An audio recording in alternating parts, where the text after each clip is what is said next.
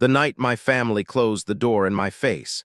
It was raining, but not the kind of cinematic rain heavy enough to turn pain into something beautiful to look at. It was only a thin veil of cold mist, suspended beneath the yellow porch light, clinging to my hair, to the cuffs of my sweater, to the small navy suitcase I dragged down the 3 front steps with a hand trembling so badly I had to switch it to the other one halfway through. The front door of my parents' house in Rye, New York, was made of dark oak, heavy and sealed tight, the kind of door that didn't slam when it shut but gave off a low, dry thud, as if the house itself had been built never to apologize for shutting someone out. I still remember the brass lionhead knocker gleaming in the rain, the doormat with the stitched M monogram, the hydrangeas long dead along the path, and my mother's face behind the narrow pane of glass beside the front door, blurred by the reflection of the foyer light, but still clear enough for me to know she was standing there, watching me and not coming out. My father was the one who said the last thing. He stood in the doorway,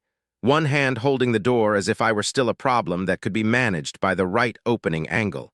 His voice low, even, clean as a scalpel. "Don't come back until you fix yourself." He didn't shout. He didn't point. He didn't flush with anger. He said it in exactly the same tone he once used to tell the gardener the arborvitae on the left had been trimmed unevenly. Or to tell me, when I was 17, that a scholarship should never make me arrogant. That calmness was the very thing that froze me on the second step, as if the rest of my life had just been severed from me without the need for force. I looked past his shoulder and saw my brother, Daniel, standing in the hallway leading to the dining room, a whiskey glass in his hand, not speaking, not looking away, simply silent with the expression of a man who had been waiting to see where all of this would land and was now satisfied that it had finally landed exactly where he believed it should. That was the last time, for many years, that I stood in front of that house as a member of the Morgan family. It was also the last time they called throwing me out by the name I had stupidly believed in all through childhood: tough love. If I were telling this story like a decent person trying to protect the image of the people who gave me life, I could say it was a night of misunderstanding, that everyone was under strain, that being turned out of the house was only the final result of a long accumulation of arguments. But that would be a softening it does not deserve. The truth is, my family did not cut me off in a moment of impulse. They had been preparing to do it long before I was foolish enough to understand. I only happened to become the final detail that forced them to say it out loud. My name is Claire Morgan. I was 29 the night they threw me out, and 36 the day they came knocking on my door again. I was born into a family where money was never spoken in a loud voice, but was present in everything. The way my mother held a teacup, the way my father checked his watch before walking into a room, the way we sat at the long cherrywood table on Sunday nights, the way people stopped laughing half a beat too loudly when my grandfather, while he was still alive, passed behind them, the way teachers at private schools spoke to me and my brother as if we were embodiments of introductions they might need one day. My father, Robert Morgan, ran Morgan Hale Advisory, a family asset management and advisory firm based in Greenwich, though the real decisions were always made in the walnut-paneled study at home. My mother, Evelyn Morgan, was the kind of woman outsiders called graceful, because they had no more accurate word for power that was cold and beautiful as stone. She did charity work, sat on hospital boards, remembered every assistant's child's name, and always wrote condolence cards by hand after funeral. My family never thought of itself as newly rich. We were raised to believe that money was not something to display, but something used to maintain order. And inside that order, Daniel was always at the center, while I existed like a decorative element just intelligent enough not to ruin the composition. Daniel is 3 years older than I am. In our house, that distance was never measured only in birthdays. It was the difference between a child seen as the future and a child seen as a variable that had to be managed. My brother was taken to the golf course with my father from the time he was 12, was allowed to sit at the end of the table during dinners with banking partners from the age of 15, was taught about risk exposure, private placements, and client retention as if they were bedtime stories. I was sent to piano lessons, dragged to fundraisers with my mother, and praised for being sensitive, thoughtful, creative in a way the family needs somewhere. The kind of compliment rich families offer that you only recognize as a demotion once you are old enough to see who actually receives the keys. When Daniel graduated from Wharton, My father hosted a dinner for 40 people at the club and introduced him as the future of everything I've built. When I graduated from Columbia with a degree in finance and public policy, my mother gave me a thin Cartier bracelet cold enough to sting my wrist and said, "You'll always have options, darling. That's your real gift." In our house, options was the word people used for things they never intended to let you keep. For years, I truly believed I could live with that. Not because I didn't see the unfairness. I did. It was simply that I had learned too early that in a family like mine, pain could not be displayed if you did not want it turned back on you as evidence of your instability. So I did what the smart younger daughter in an image-addicted family does. I made myself useful in places other people couldn't be bothered to notice. When Daniel walked into Morgan Hale Advisory as the heir returning from a training exercise the whole world had already prepared for, I went into compliance and risk audit, a department no one in my family considered nearly as prestigious as acquisitions or client strategy. But it was the place every secret eventually had to pass through. I read files, reconciled ledgers, checked transaction trails, learned how a scanned signature off by a quarter-inch could tell you more than one of my father's speeches at the year-end gala. I worked there for 8 years, long enough to know Daniel was intelligent, charming, naturally gifted at making other people believe whatever decision he made was inevitable. Also long enough to know he always moved faster than safety allowed, signed before he asked, promised before the money existed, and regarded rules meant for other people as temporary obstacles designed for those who didn't have Morgan after their names. My father knew. I know he knew because one evening, when the two of us happened to be in the office after 7, and all that remained in the building was the drone of the air system and the elevators opening and closing on distant floors, he said to me, "Daniel understands appetite. That's not a weakness in this world unless it goes unmanaged." The moment I heard that, even without harder proof, I understood that in his mind the problem was never what kind of man Daniel was becoming. The problem was who would be able to manage that hunger well enough for it to keep making money for the family. My greatest mistake, in the end, was not believing in family love. I had never believed in that romantically, not completely. My greatest mistake was believing that if something serious enough happened, truth would ultimately matter more than reputation. I discovered Daniel had used money from a client trust to patch a personal loss in a private real estate fund in late autumn, 6 weeks before the night I was thrown out. It wasn't millions in the headline-making sense, but it was enough to keep an honest person awake at night. The first trace was only a reconciliation file with a date sequence out of rhythm, a transfer between two legal entities that should never have moved inside the same time window, because the compliance hold had not yet expired. I opened 2 more layers of records, then 3, and one day I sat alone in the electronic archive room, the blue light of the monitor washing over my hands, and watched the entire structure emerge like a crack under glass.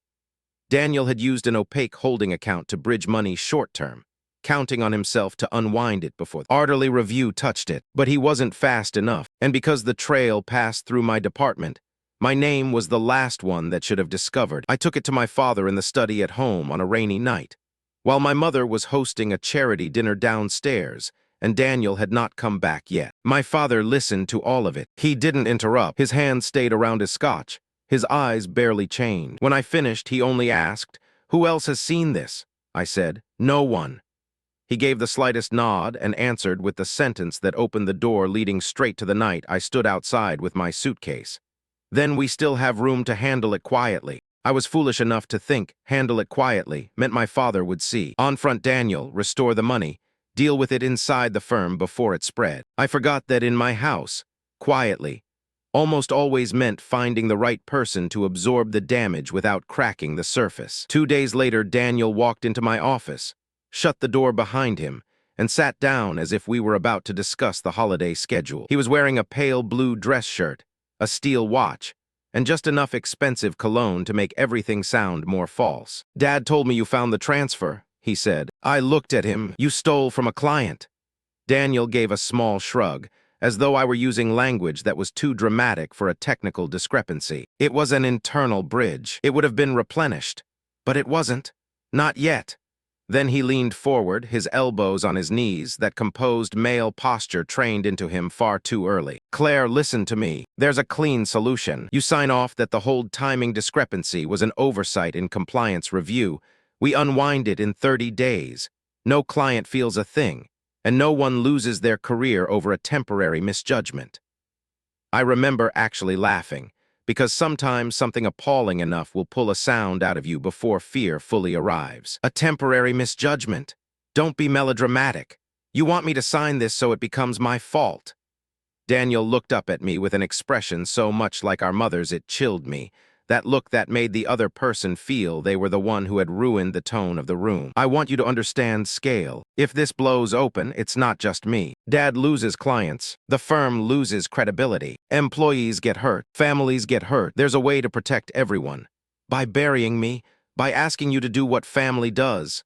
The sentence went through me like ice water. Not because I had never heard some version of it before, but because it showed me with perfect clarity that in his mind, family was not a place of shelter. It was something you taxed at the moment it became useful. I refused. I refused right there, then refused again at Sunday dinner with my parents 2 nights later, when my mother placed her knife beside her salmon, and in a tone almost gentle said, "Sometimes what looks unfair in the moment is actually what preserves everyone's future."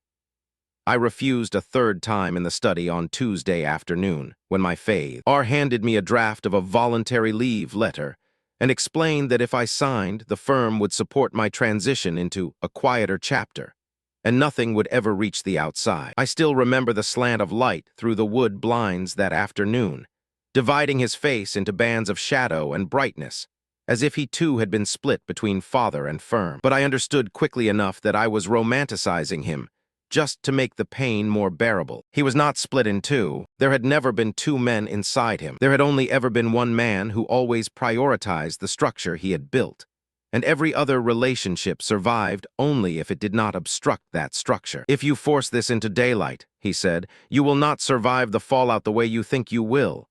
I asked, "Are you threatening me?" He shook his head. "I'm educating you." That was the moment, that elegant use of a clean word to wrap a knife, that something inside me cracked harder than any financial evidence could have made it crack. I looked at the man who had taught me to be careful, precise, never trust beautiful language if the numbers didn't line up. And I realized every lesson he had given me only had value as long as it served him. The night I was thrown out came after the 4th refusal. Daniel had prepared the rest faster than I expected. Within 1 week, my access to certain internal folders was revoked, pending independent audit. I was told to take leave due to emotional strain. And I was described as reactive in a meeting with HR that had no real reason to involve me. My mother began asking whether I had been sleeping enough, whether I wanted to see a doctor a friend of hers recommended, whether maybe I had been overly fixated for years on proving myself against Daniel. That was when I understood they weren't just going to blame me. They were going to rewrite me, turn me into an unstable daughter, unsuited for high-pressure environments, overreacting to an internal issue that could have been corrected. All Daniel had to do was stay still long enough for the paint to dry. On the final night, my parents called me into the living room. No one raised their voice. My mother even poured tea for herself before speaking, as if this were only a difficult but proper conversation. My father set a folder on the table. Daniel sat in the leather chair near the fireplace, watching me the way someone watches a chess match already sure of how it ends. "We cannot continue like this," my father said. "Then report him," I answered. "Do the right thing." My father's mouth tightened. "There is no right thing here that does not create collateral damage." "There is," I said. "It just doesn't protect Daniel."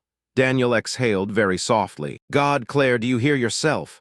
My mother set down her teacup. "Enough," she said, not looking at my brother but directly at me. "If you are going to keep choosing destruction over discretion, you cannot do it from inside this family." I laughed, and it sounded worse than crying. "Inside this family? Where have I ever been in this family, except as the part you could sacrifice?"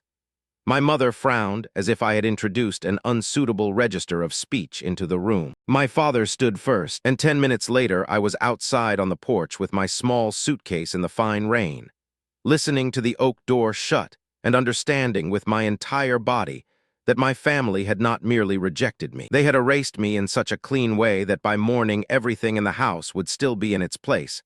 The table linens would still be changed, the cars still washed, The Christmas calendar still planned, and the story told to outsiders would be that I needed a little private time to work through something. The early stretch that was not beautiful, not inspirational, and it contained no lessons concise enough to become motivational caption. I spent the first 3 nights in a motel outside White Plains, where the carpet smelled of old bleach, and the ice machine at the end of the hall sounded as though someone were chewing glass. I lived off what was left in my checking account, sold the Cartier bracelet my mother had given me at graduation, called 2 old friends and hung up before they answered, because I did not have the strength yet to hear pity in anyone's voice. No one from home called. Not the first night, not the first week, not the first month. They did not send money, did not text come home, did not ask the bare minimum questions decent people ask when they know their daughter might be sleeping somewhere unsafe. My mother left me only a single voicemail on the 5th day.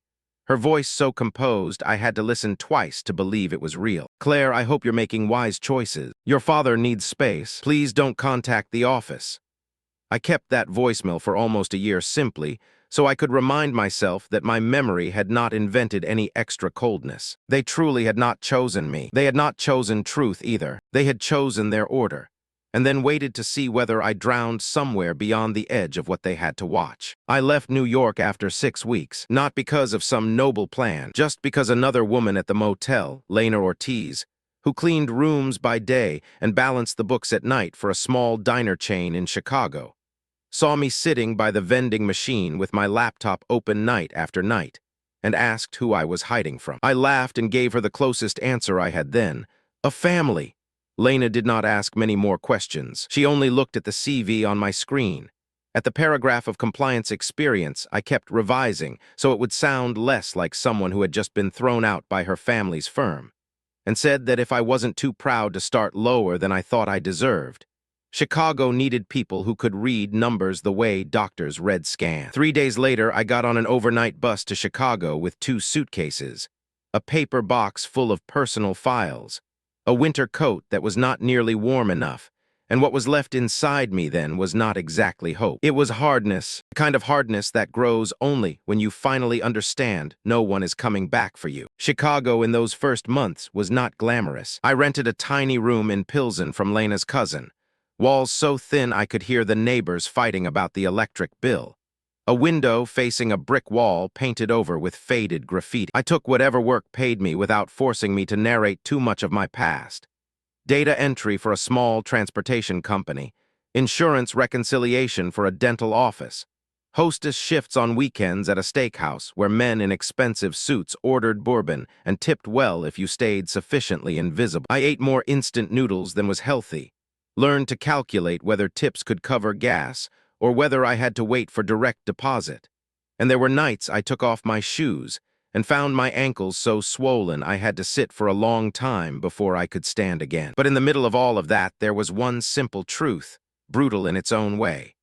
No one there owed me anything, and no one pretended to love me only to send me the bill afterward. Loneliness like that, if you live in it long enough, is not kind. But it is clean. I started sleeping again, not because the pain got smaller, but because I no longer had to lie awake waiting for the sound of a phone call from any number in my family. A year and a half later, I was hired by a boutique consulting firm that specialized in forensic reconciliation for mid-sized companies in restructuring, largely because a partner named Marcus Bell read the memo I attached to my CV and asked in the first interview, "Who taught you to read around a lie instead of through it?" I almost laughed. "Ed, my family," I said. Marcus didn't laugh. He only nodded like a man who had met enough survivors to know that dark jokes usually carry the densest truth. I worked there like someone starving, not starving for money, though I still needed every dollar. I was starving for the feeling that each day I was building something that could harden into a floor beneath me, one that did not depend on any door reopening. I learned more bankruptcy law, took forensic accounting certifications at night, sat reading files in white, cold downtown rooms until security reminded me the building was closing. I got better, very good, not in a flashy way, not the kind that gives clever speeches in meetings or steals the light, the kind of good that makes people eventually push the most difficult file across the table to you, because they know you will not flinch at the smell of wrongdoing in it. Sometimes, looking back, I think of something I wrote in the corner of a notebook in that cramped rental room. I didn't become strong. I became necessary, and in the real world, necessary usually lasts longer than love. By the time I was 35, my life looked almost stable from the outside. I was the youngest managing director at Bell and Howe Recovery. I had a bright apartment in West Loop with a kitchen wide enough to grow basil on the sill. A handful of friends who never asked too much, but always remembered I preferred gin to vodka. And a schedule so clean that sometimes even I suspected it functioned more like life support than a life. I was not wealthy the way the Morgans were, but I had something they had never intended me to possess entirely on my own. Money I earned, my own name on an office door, the ability to sign something without first calculating how someone in my family would interpret. I dated occasionally, nothing lasting, because something inside me had learned to hear danger too early inside silence. I called Lena every Sunday. My mother never called, neither did my father. Daniel all but disappeared from my life, except for the occasional financial blurb about Morgan Hale expanding a private credit vehicle or acquiring another boutique wealth desk in Connecticut. Some days I almost believed I had escaped. Not healed because that word sounds too humane. Just escaped the pull, and then one April afternoon, while I was in my office on the 31st floor watching a thin wash of rain move across the windows, my assistant knocked and said there was a woman downstairs in the lobby who refused to leave, and she said she was my mother. If you have never had a family abandon you, and then years later appear again without warning, you might think the moment feels like electricity. To me, it felt exactly like an elevator jerking between floors. Not falling, not still, just the whole body suddenly unsure of the thing meant to hold it up. I took the stairs down instead of the elevator, because I needed 30 extra seconds to breathe like a grown woman, and not the 29-year-old girl standing in the rain. My mother was near the glass wall, gloved in pale gray in a camel coat, her hair perfectly arranged as always. She had aged. Of course she had. Finer lines around the eyes, sharper collarbones, a firmer grip on her handbag than strangers would ever notice. The most frightening thing was that she still carried that exact energy that quieted a space around her, even when no one there knew who she was. When she turned and saw me, her eyes blinked once, as if after all the versions of the scene she had prepared, she still had to adjust to the fact that the woman walking toward her no longer resembled the daughter who had left years ago. "Claire," she said. Her voice was rougher now, but still soft enough to make other people assume she had become fragile. I stood 2 meters away. "Mom," no embrace, no hand extended, just the name. My mother looked at me for a long time, her gaze flicking over the gray suit, the employee badge, the way I stood. Too quickly for anyone else to see, but far too familiar for me to miss that she was evaluating. And then she said something I had never heard from her in all my years under the Morgan roof, in such plain human terms. "We miss you." Ridiculous as it sounds, that sentence chilled me more than any apology could have. Because when a family like mine suddenly reaches for the language of feeling they spent an entire lifetime rationing, it is rarely a gift. It is an advance. I did not invite her upstairs. We sat in the cafe on the ground floor, where the lighting was too clean, and the croissants too glossy for any real feeling to look natural there. My mother asked how work was, where I lived, whether Chicago's climate exhausted me, the sort of questions just warm enough to sound like an ordinary mother carefully retracing lost years. I answered briefly. She said my father had suffered a minor stroke the winter before, that he had survived but was not the same, and then paused to see whether that news would pull anything readable across my face. I only asked how he was now. She said Daniel was carrying more, that the firm was going through a difficult season.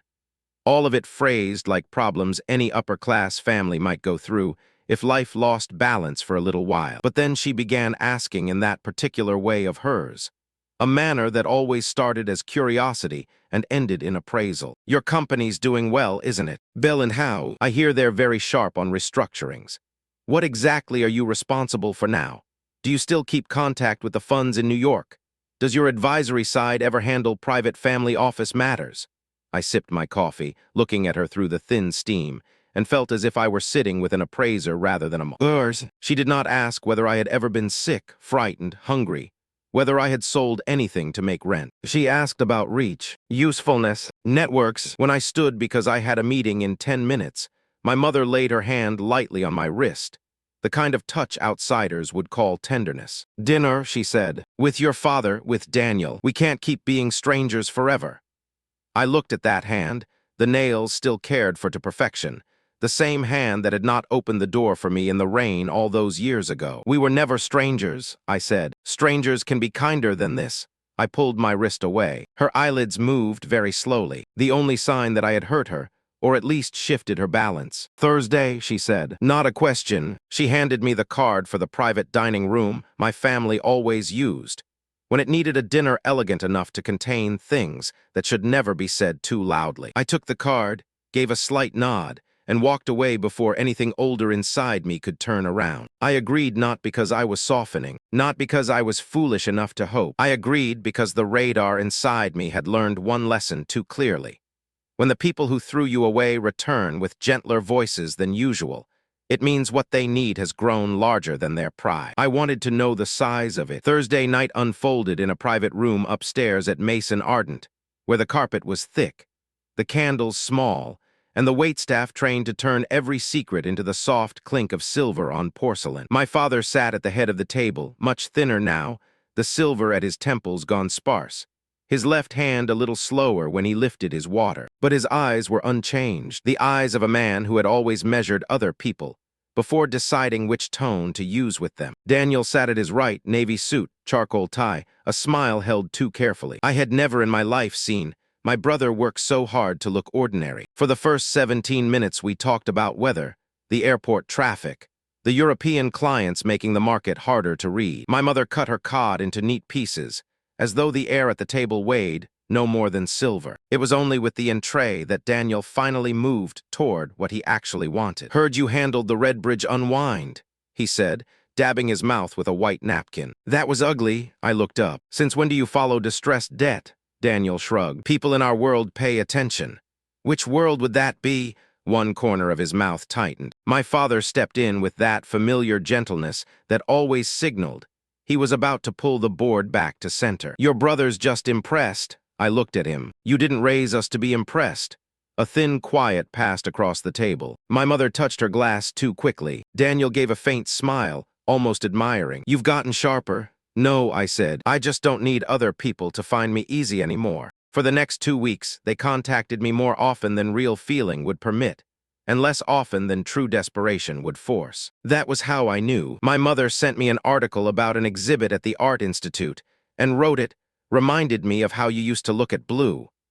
As though 5 years of silence could be patched with one beautiful line. Daniel emailed to ask me, hypothetically, how a family office under restructuring debt pressure might move quietly enough to avoid a client panic run. My father called exactly once, at 7:40 on a Monday morning, simply to ask whether my work ever touched asset-backed lines in situations of temporary liquidity compression.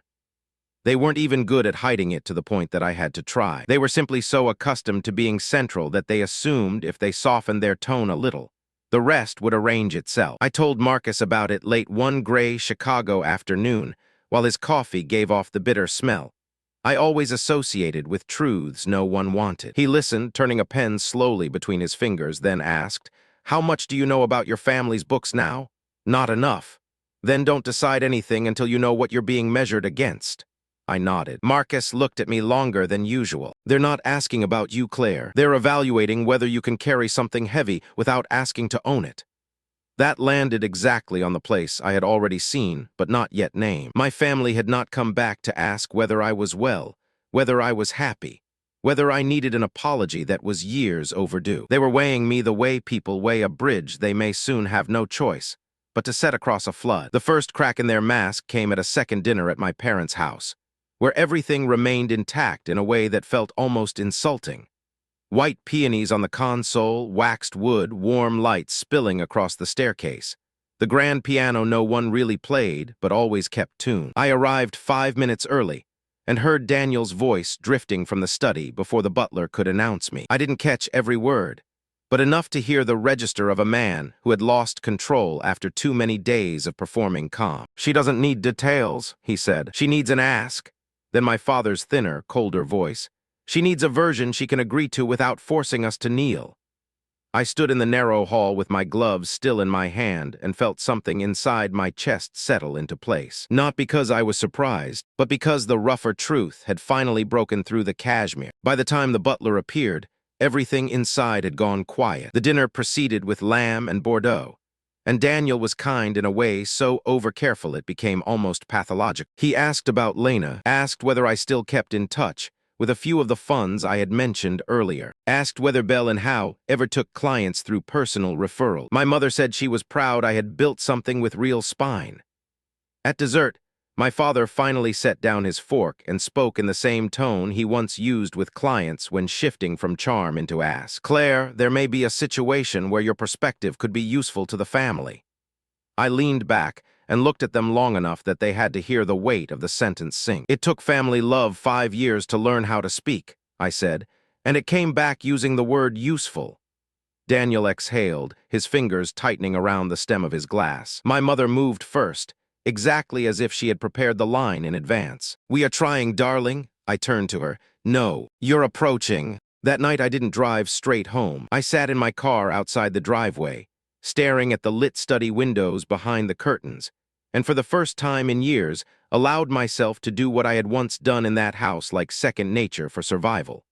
Observe in silence until the structure revealed itself. From the car, I could see Daniel pacing more quickly than usual. I could see my mother standing very still in the right-hand window. I could see my father seated in the posture of a man waiting for someone or something to lower itself before him. I drove home and used 3 calls and 1 email to sketch the real outline of the situation. A lawyer from an old New York firm owed Marcus a favor. A financial reporter had once had 2 gins with me when Redbridge blew apart. A mid-level banker, Belle and Hao, had pulled out of a margin trap last year, picked up on the second ring. Piece by piece, the picture came together clearly enough to make me nauseous with how predictable they were. Morgan Hale Advisory was facing a looming class action from a group of major clients over misrepresentation.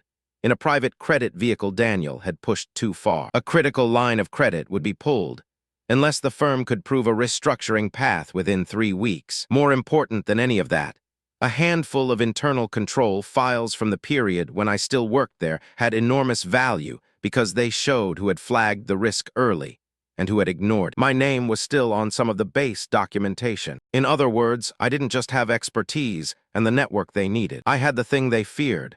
A living piece of history capable of speaking without letting them narrate for it. Realizing that did not feel like victory. It felt like cold entering very deep into bone. They had not remembered me because they suddenly understood what losing a daughter had meant. They had remembered me because I was a file cabinet that could walk into the room carrying a version of truth they could not control. The knife to the center came 3 days later, when I returned to the old house at my mother's invitation to have tea like we used to, and overheard the sentence that would keep replaying in my head afterward without losing any sharpness. I passed through the pantry on my way to the sunroom and stopped because the study door stood slightly ajar and Daniel's voice slipped through first. She's our last option. He was not loud, not angry, if anything, a little tired. It was exactly that tiredness that made the sentence sound so clean, so final, so true. My father answered more quietly. Then don't waste time trying to win her affection.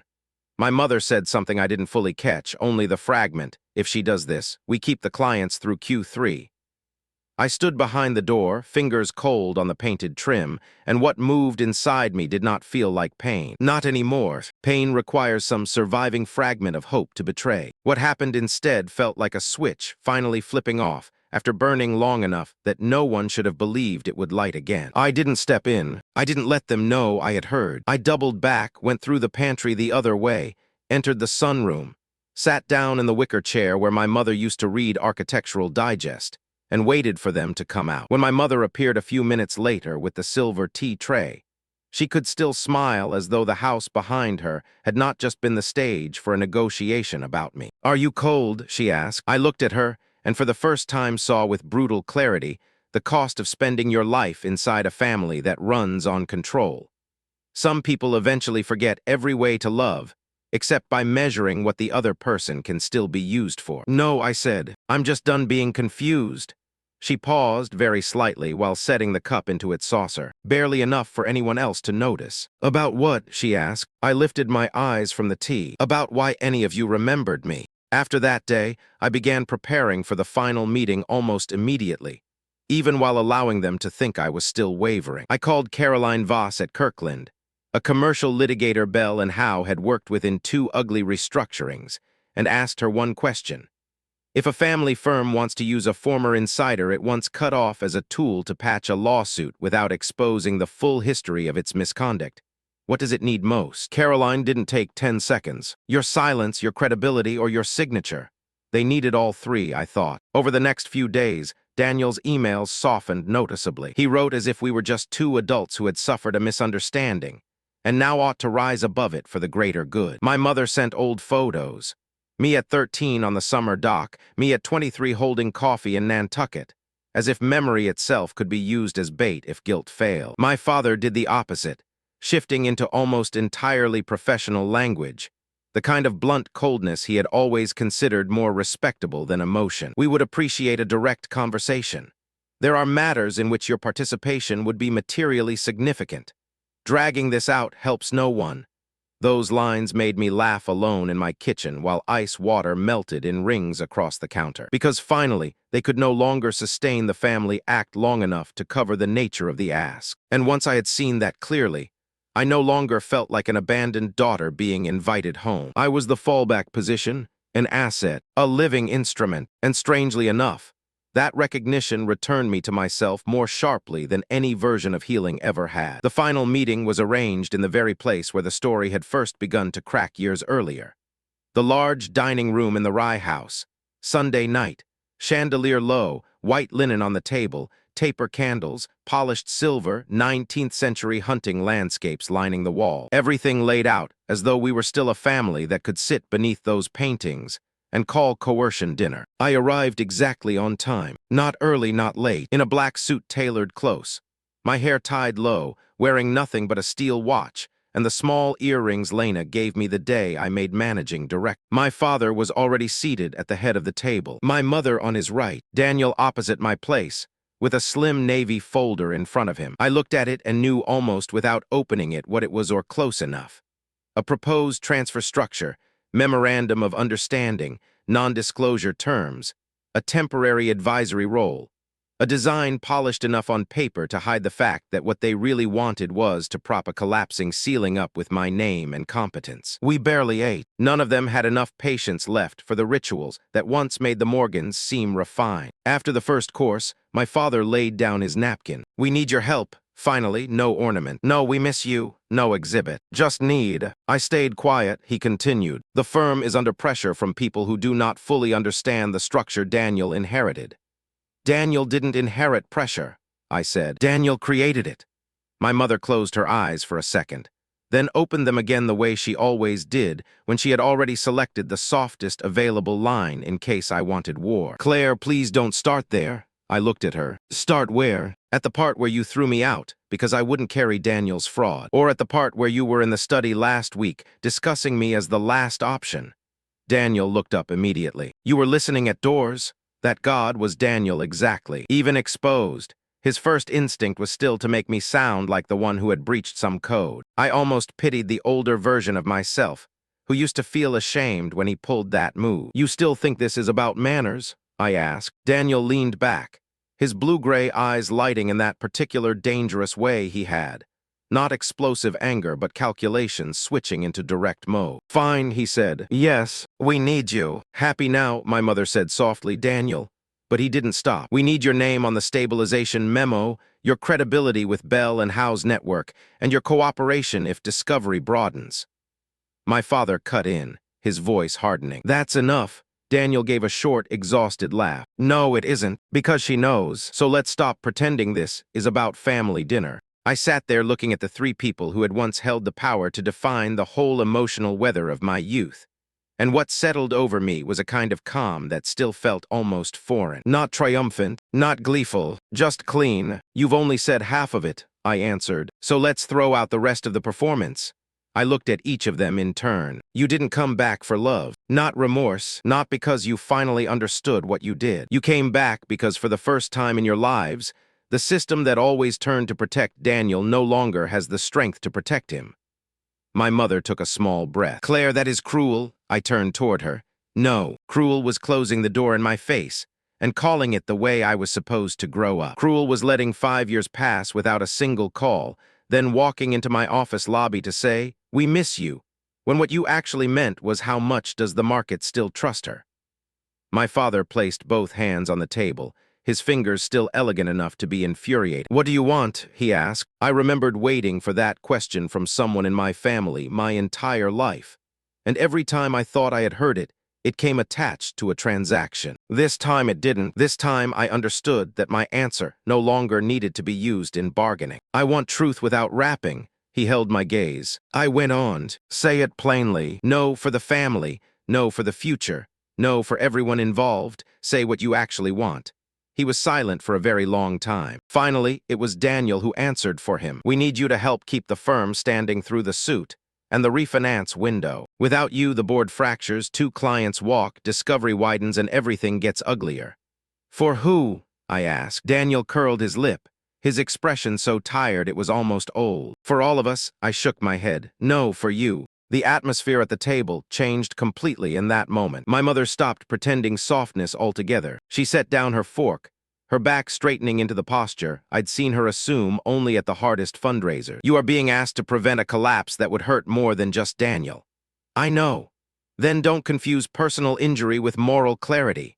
I looked at her and saw the woman from years before, the one who could turn someone else's pain into a test of their character in 2 sentences. "You still think enough beautiful language will make this feel cleaner?" Her lips tightened. "I think adults sometimes have to act beyond their wounds." I almost laughed. This family loves that sentence. It lets you call the silence of the injured party maturity. My father broke in at once, because he had always known when a conversation was drifting beyond the region language could still manage. "What if we compensate you?" he asked. The whole room seemed to contract. My mother turned toward him. Daniel closed his eyes for a second, and I really did laugh then, softly at first, then had to set down my water because otherwise my hand would start to shake. "So here comes the money," I said. "I was beginning to think you'd manage another few minutes without it." My father did not change expression. "This is not an insult." "No," I said. "It's worse than that. It's habit." I leaned forward onto the edge of the table. "You still think the thing that needs fixing here is price." Daniel was the first to lose his composure. Although in his case, that still didn't look like losing composure unless you had known him since childhood. His jaw tightened harder. His palm went flat against the table beside the folder. His voice dropped half a tone. "You don't get to sit there and pretend you weren't made by this place too." That landed exactly where it hurt most, because it was true in a way I hated having to admit. I looked at him. "I've never denied that." "Good," he said. "Then stop acting righteous. We all know you want it to matter here."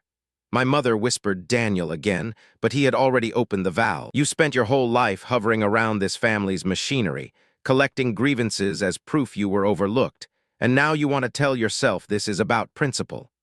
No, this is the first time in your life you get to make us kneel, and you're enjoying it."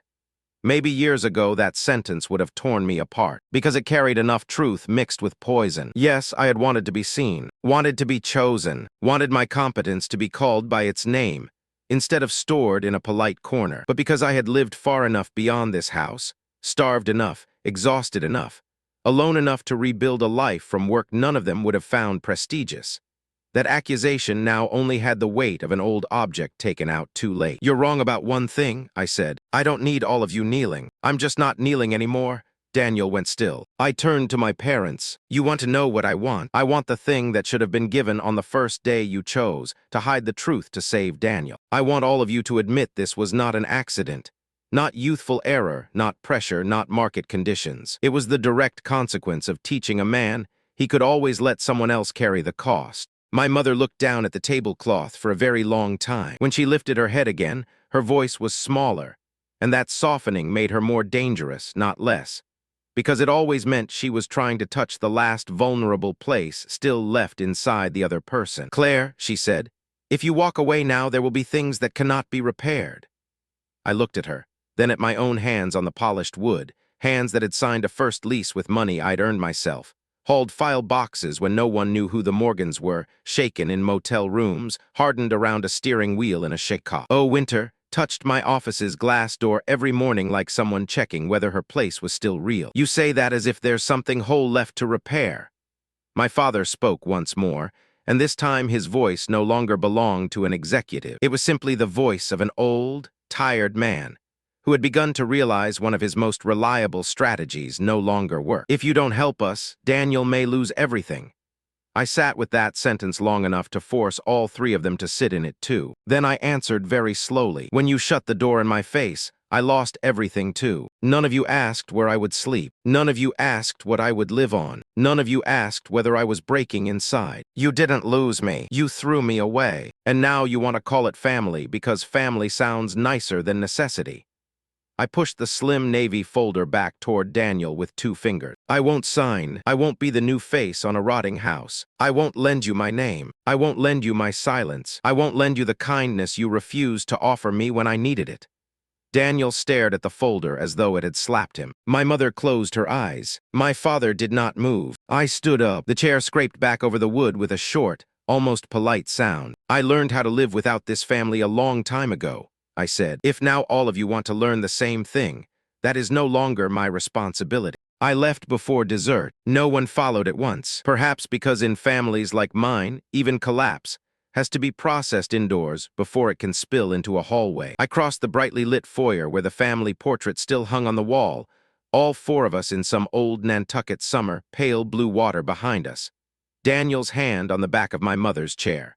My father staring directly into the camera, and me smiling the way young people do when they still think they stand inside the frame on the edge of it. The butler opened the door for me. The early spring night outside was cold but clean. No rain, no suitcase. No one telling me not to come back until I had fixed myself. Just the dark sky, and the drive I crossed this time at my own pace. But if anyone thinks that was freedom, they have never had to rip a family out of their nervous system. I drove back to my hotel in White Plains and sat in the parking lot for a very long time without turning off the engine. Hands on the wheel, not crying, not feeling free in any beautiful way. Only lighter in the way a person feels lighter after finally setting down something crushingly heavy they have carried for far too long, and realizing immediately afterward that the shoulder beneath it has been permanently bent. My family did not collapse the following week in some tidy moral sequence. Real life almost never pays its debts in even rhythm. They held on for months, used lawyers, patched holes with money, sold a few assets, negotiated with old clients, cut away the parts that were not sacred first. 2 vacation houses, 3 long-term staff, several secondary funds. Daniel did not go to prison. My father did not kill himself in shame. My mother did not come to my apartment door crying in the rain. What happened was much crueler, because it was so much more ordinary. They simply grew smaller, bit by bit, quarter by quarter, call by call that no longer got answered on the second ring, invitation by invitation that disappeared, article by article written in that excessively polished tone about repositioning and strategic contraction. Morgan Hale Advisory did not die immediately, but it shrank into something unrecognizable beside what my father had always believed it would endure as. Daniel lost the operating seat, then lost his board chair after that, and eventually kept a title more impressive than the power beneath. My mother sold the Nantucket house. My father stopped going to the club on Sundays. An old acquaintance sent me a photo taken by chance at a gala. My mother standing near the exit, her smile still technically perfect, but no one actually turning their body toward her anymore. I looked at that photo longer than I wanted to, and felt no satisfaction. Only consequence. Perhaps that is the coldest thing about growing up enough to refuse saving the people who threw you away. You do not get a clean emotional reward like in films. You only watch truth do its work slowly, messily, without caring whether it warms your heart. 2 years after that final dinner, I received a voicemail from my parents' old landline. Not from my mother, from my father. His voice was weaker, breaking for breath more often. Your mother is in the hospital. You don't have to call back. I thought you should know. No apology. No, I was wrong. No, please come.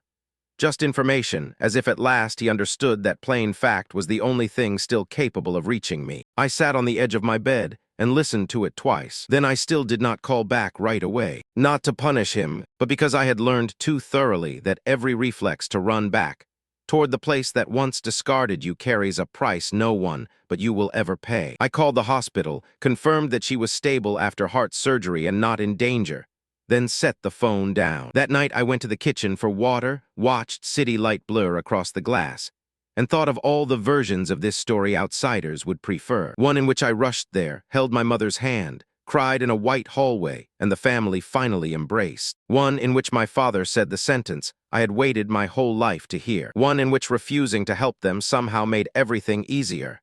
No, I did not go that night, and I did not feel cruel. I just felt one thing with perfect clarity, something people who have never been turned into their family's last option understand too late. Sometimes the closest thing to self-respect is not forgiveness. It is knowing exactly what you owe and to whom. And discovering that for the first time in your life, the answer is nothing. If anyone asks me now what hurt the most in all of this, I will not say it was the night the oak door shut in the rain, though I still hear that sound in my head when the weather changes. I will not say it was the final dinner where they sat around white linen and called necessity family. The worst thing was realizing, very late, that I had grown up inside a family that never treated love as a state of being. They treated it as an instrument of distribution, a system of reward and withholding, a transactional language that could be turned on or off depending on whether the person receiving it was still useful. And when you grow up inside that kind of language, what is taken from you is not only your home. It is your ability to tell from the beginning the difference between being loved and being used. I had to learn that again in a cheap motel, through nauseating data-entry shifts, in the kitchen of a cramped apartment, in meetings that stretched late into the evening, in the eyes of people who owed me nothing and were still kinder than blood. I had to learn that a door closing does not automatically become a lesson. It is only a door closing. The only value you can salvage from it is deciding what material you will build the next life out of. My family needed me when they had no one left clean enough to save them. That sounds sharp if you put it on a thumbnail. In real life, it is heavier and sadder than that. Because by then, I had needed myself for a very long time already. I had needed my own hands to carry the suitcase, needed my own mind to go through the files without losing it, needed my own stubbornness to get up and survive another day, with all of the past still bruised under the skin. When they came back, they did not find the daughter they had thrown away and could summon home with a little softened language. They found a person who had learned how to live through their absence. And the saddest part is not that I refused them. It is that I did it without needing some grand storm of anger. Only clarity. Once certain things become clear, there is no way back to making them ambiguous enough to live with comfortably. My family threw me away. Years later, they came back knocking because they needed what they assumed I would still bring them as before. Myself, but in service form. I looked at them, listened to everything, understood everything, and for the first time in my life I did not translate their need into my responsibility. That is not a beautiful ending, not healing, not satisfying in the way films teach people to expect. It is only one hard form of survival, old enough and tired enough to understand this. If a door has once closed in your face, and one day it opens again, the kindest thing you can do for yourself is not step through it.